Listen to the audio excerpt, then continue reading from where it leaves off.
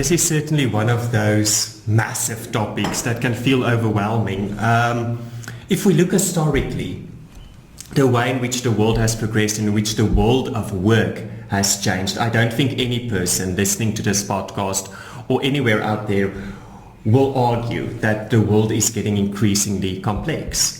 And we need to be able to equip people firstly and ourselves to be able to deal with this complexity. And I mean, complexity theory has been around since the late 20th century and was deemed to be one of those buzzwords or topics of interest that was going to dominate the 1990s. And I mean, since that, we've seen complexity going from just looking at complex environments or complex systems to actually how do we deal as individuals within these complex systems with the massive amount of information that we are confronted with, stuff that is sometimes completely new, completely ambiguous, and we have to be able to make sense of that firstly and be able to identify where relationships exist, if there are connections between things that aren't necessarily seemingly obvious. To be able to figure out how these things work together and what impact, cause and effect they will have on things that we do today, things that has to be done tomorrow.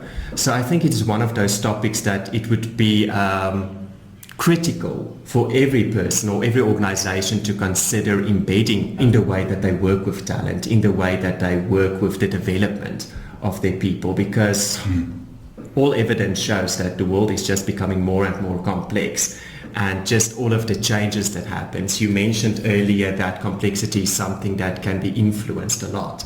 And I think that's a very important point to make. A lot of factors out there can influence how complex we perceive our job to be in any given time. I mean, the pandemic showed all of us how in an instant the way in which we show up for work can change and add complexities to our daily tasks.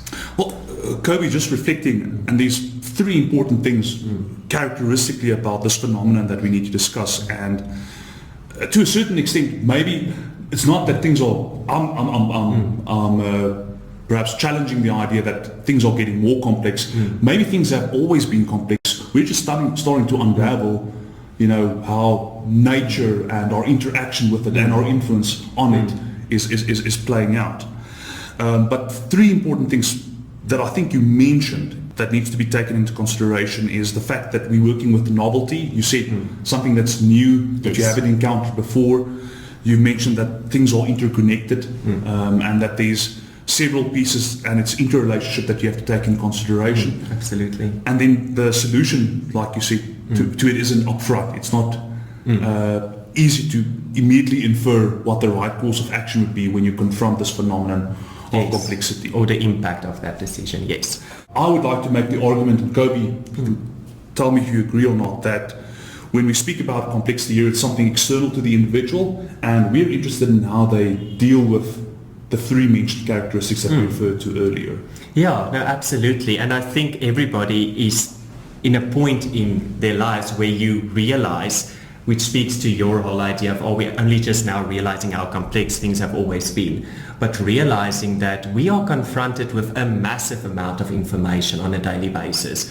We are confronted with a massive amount of decisions that we need to make. I love the fact that you're using the information landscape as an example and illustrating the importance of something like cognitive ability as well, because I think in the past, and just show how our interaction with the environment spurs new types of complexities. You might have gone to a library and you would have had limited information, but you had a third party that might have vetted the quality of the sources that you're reading. Now we've got the privilege of a vast amount of information to our availability with the internet that's interconnecting people. But how do we make sense of the quality of that information and verify that what we're working with is in fact appropriate, relevant, reliable, and are going to help us to make accurate predictions and accurately that they're in.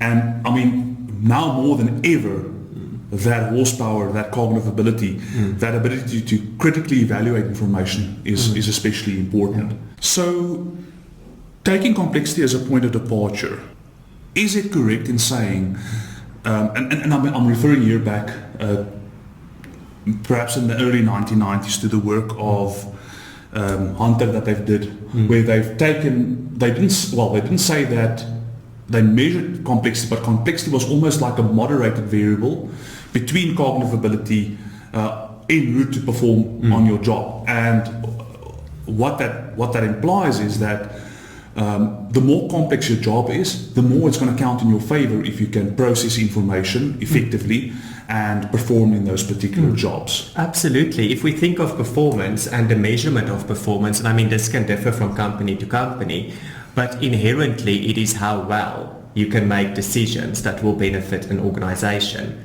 And decision making, in order to do that, you have to be able to deal with information. Yes. So I can absolutely understand the effect that complexity will then have, or your ability inherently to deal with that, how that can influence your performance or your output. What at this stage still differentiates these processes and humans, if you think about what we have to offer and talent that we bring to an organization from a complexity perspective?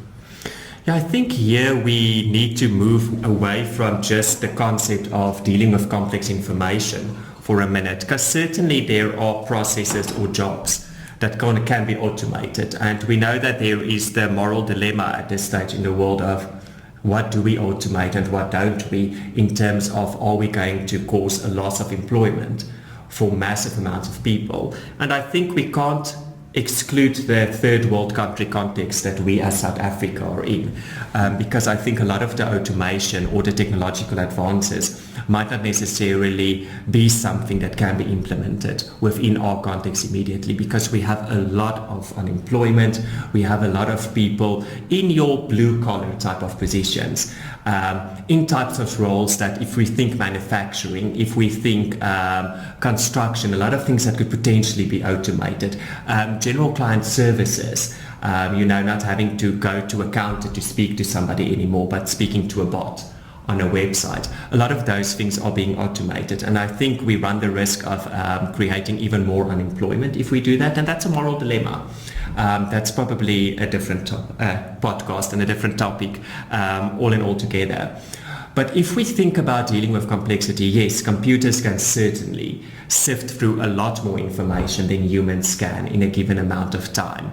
But will a computer have the knowledge, or will the algorithm be specified well enough, or will it be able to learn from itself where those connections are, specifically the non-obvious ones that come with human experience, that come with human knowledge of systems, and that come with a whole range of other human skills or abilities.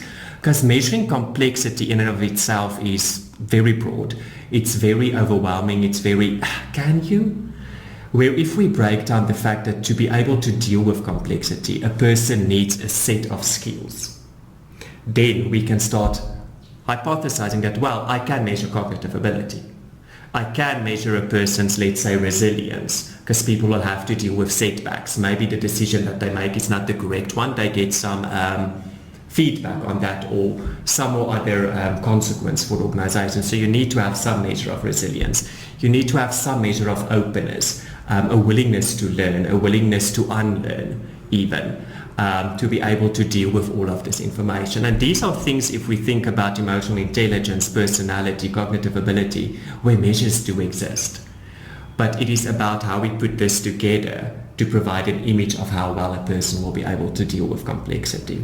I just quickly want to take a step back, and what I also hear is that computationally, and then here's where I think we have to acknowledge human limitations. Sometimes we think fast and make quick connections, but we struggle to assimilate and make sense of vast amount of information at the same time. And computationally, that's where computers are extremely powerful. Knowing what inputs to make, or making novel perhaps connections, or thinking creatively around a problem is still perhaps more in the domain of human thinking processes that we won't be necessarily to automate. And just on the topic of even something like manufacturing type of work, there's still some things about the dexterity of the hand and the ability to maneuver with tools synchronously, I'm not speaking about the exceptional robotic work that might be happening in the USA. I mean, there's tremendous stuff that's happening there, but my sense is just that there's still, even in a manual way, still perhaps some small tweaks and dexterity things that computers might not. Well, we're moving a bit into complexity of a different nature, yes. but still have to be considered.